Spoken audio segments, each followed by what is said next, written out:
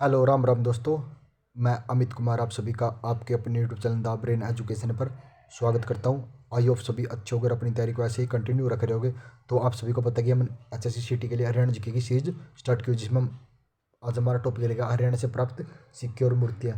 इससे पहले हम हरियाणा के राज्यपाल, मुख्यमंत्री और उप मुख्यमंत्री को अच्छे से कंप्लीट कर लिया। आज हमारी ये तीसरी क्लास है। अगर आपने वो दो क्लास नहीं देखी, एक बार ज़रूर वो दो क्लास देख के आना, आपको कुछ नया सीखने को ज़रूर मिलेगा।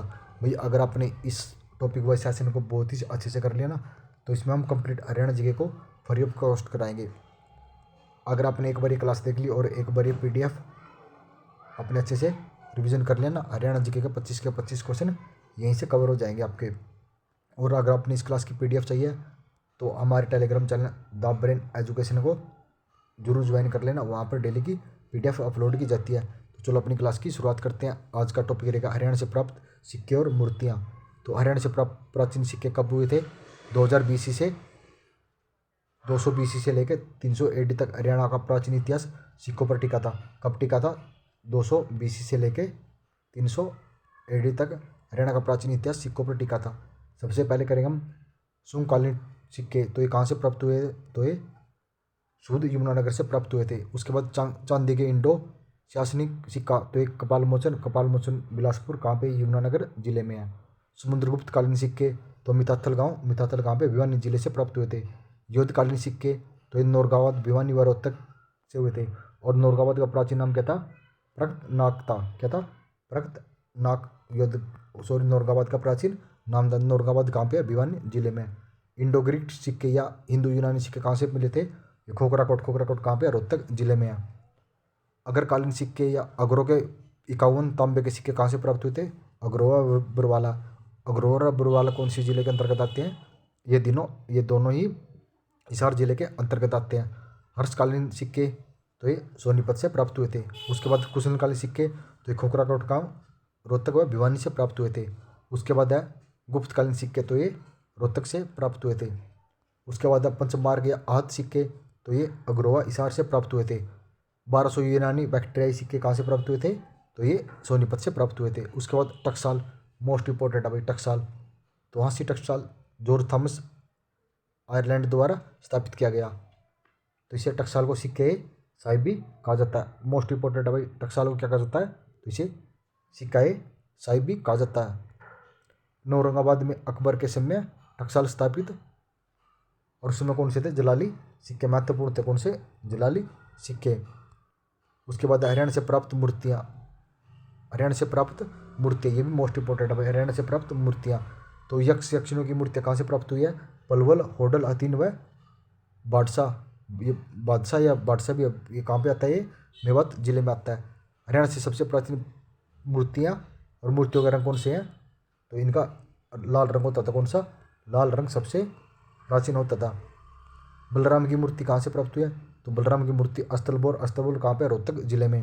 गुप्तकालीन सूर्य देवता की मूर्ति है। तो अग्रोवा हिसार व नचारखेड़ा जींद से। नचारखेड़ा कहाँ पे? जींद में आता है। जैन मूर्तियाँ हांसी हिसार व रानीला कहाँ पे? चरखी दादरी में, भी मोस्ट इंपॉर्टेंट है। सिंहासन पर बैठे जैन संत की मूर्तियाँ। तो ये सिरसा से प्राप्त हुई है।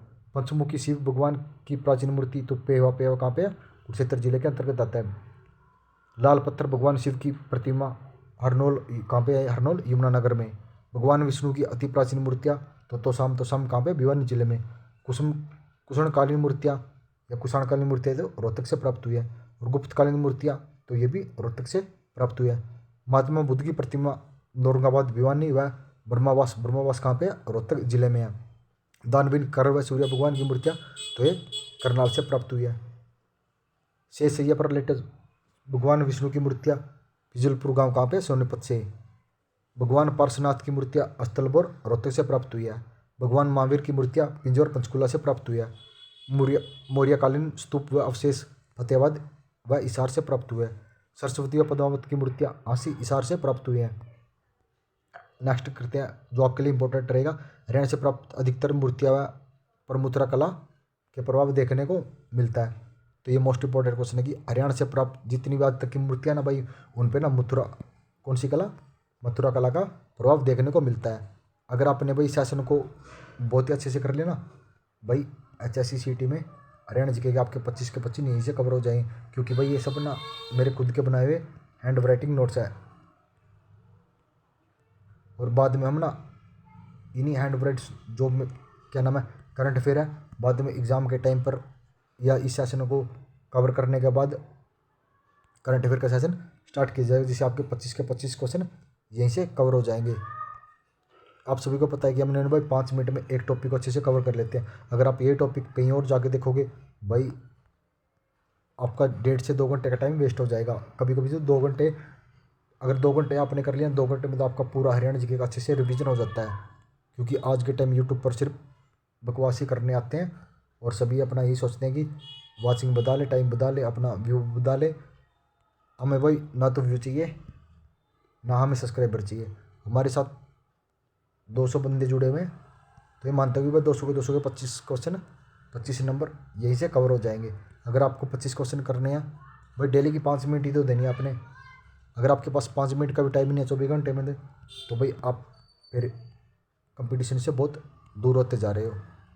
आई होप मेरी बात को आप समझ ही गए होगे। बने रहे हमारे साथ, नेक्स्ट वीडियो जल्दी ही मिलेगी। जय हिंद, जय भारत, वंदे मातरम।